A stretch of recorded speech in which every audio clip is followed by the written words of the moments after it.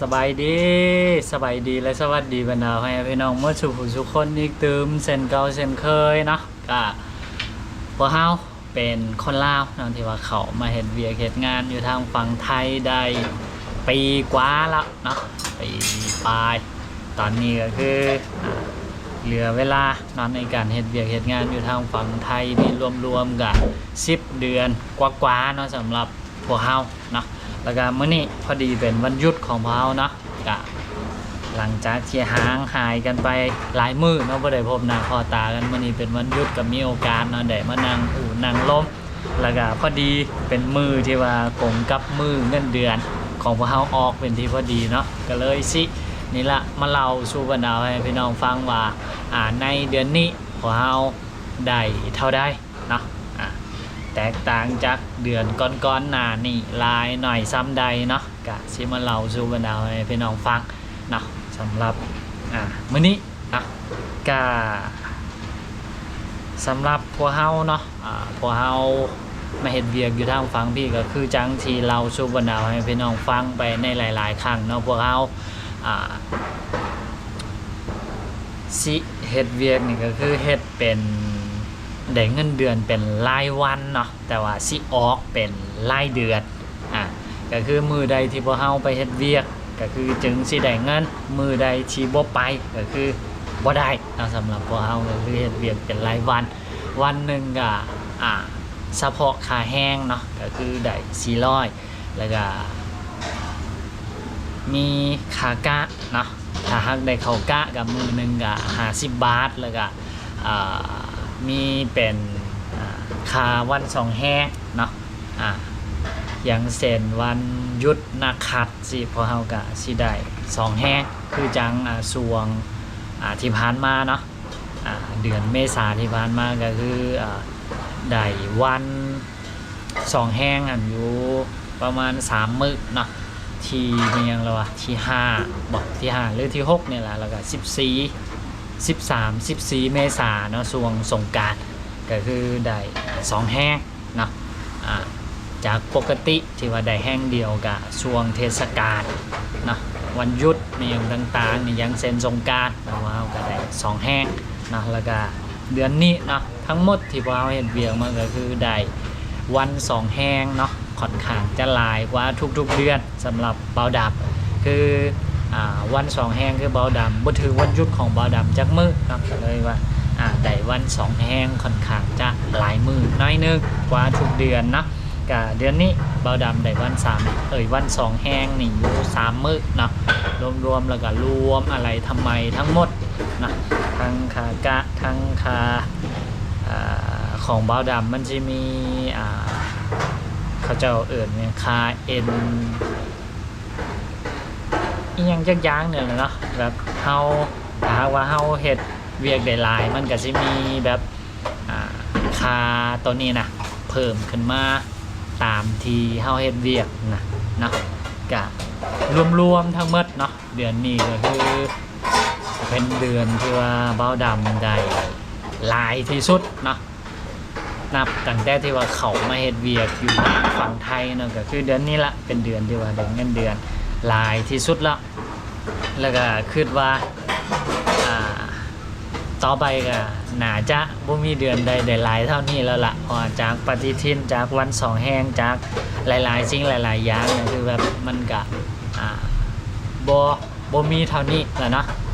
ก็เดือนนี้เดือนเมษายนนี่เป็นช่วงเทศกาลสงกรานต์ก็เลยว่ามีวัน2แห้งหลายเฮาก็เลยว่าค่อนข้างได้หลายเพิ่มเนาะทั้งหมดทั้งมวลที่เบาดำได้ในเดือนนี้นั่นก็คืออยู่ที่เท่าใดแล้วประมาณอยู่ตีตัวเลขเนาะประมาณคร่าวๆก็คือ14,000 ครึ่ง14,000 บาทครึ่งนะ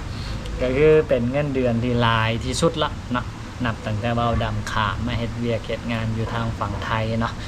14,000กลางๆเนาะอันนี้เป็นเฉพาะของเบาดำผู้เดียวก็คือได้อยู่ประมาณนี้แล้วก็พวกเฮานะช่วงผ่านมาก็เห็นหลายๆคนถามว่า พอเฮาขายมาเฮ็ดเวียกอยู่ทางฝั่งไทยนี่ครบปีแล้วได้โบนัสบ่มีโบนัสนำคือจังคนลาวหลายๆคนที่ว่ามาเฮ็ดบ่เนาะคือสำหรับพวกเฮาคือพวกเฮาบ่ได้มีโบนัสเนาะพวกเฮาก็มีแต่เฮ็ดเวียกหับขาแห้งปกติแต่ว่าได้วัน2แห้งเนาะก็คือจังที่เว้าไปนะเว้าดำเฮ็ดเวียกคือเฮ็ดเป็นรายวันได้รับค่าจ้างเป็นรายวันเนาะมันบ่แม่นสัญญาระยะยาวก็เลยว่าบ่มีโบนัสแล้วก็บ่นั่นเนาะว่าเฮาก็ได้แต่เป็นค่าแห้งปกติแบบรายเดือนทั่วๆไปเนาะสิบ่มีโบนัสสิ้นปีโบนัสกลางปีโบนัสหันนี่ตามผลประกอบการจังซี่นะพวกเฮาก็คือสิบ่ได้รับในส่วนนั้นเนาะแต่ว่าทุกๆมื้อนี่ก็สำหรับเบาดาวก็คือค่อนข้างสิได้หลาย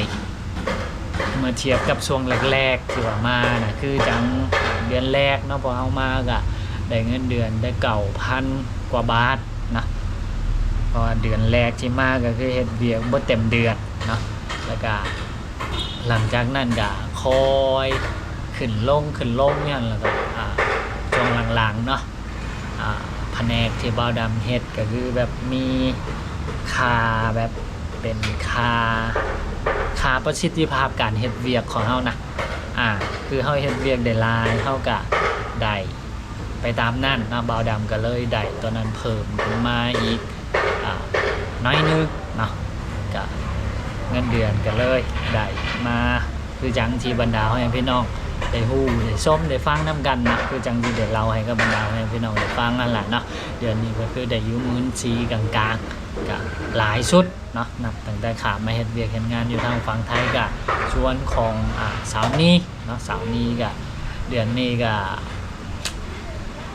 คือเบาดำกับสาวนี้อยู่กันคนละแผนกเนาะ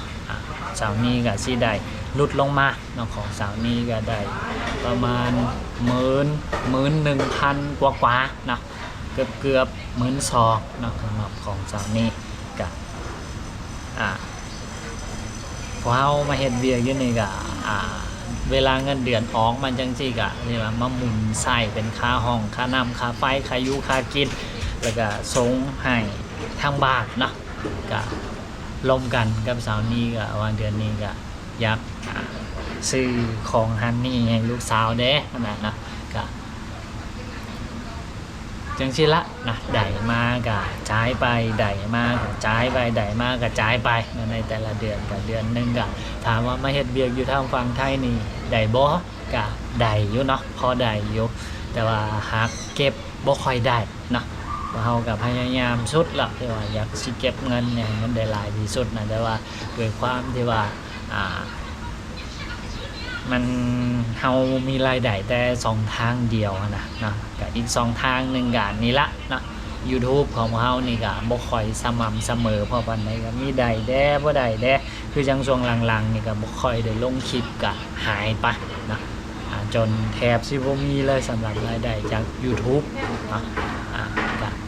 ประมาณนี้นะสำหรับ EP นี้ก็มาเล่าสู่บรรดาให้พี่น้องฟังอีกคือเก่านะเกี่ยวกับเรื่องที่บรรดาให้พี่น้องทั้งที่ได้สอบถามเข้ามาแล้วก็บ่าวดำอยากเล่าให้กับบรรดาให้พี่น้องฟังเนี่ยก็คือเงินเดือนของบ่าวเดือนนึงได้ประมาณเท่าใดแล้วก็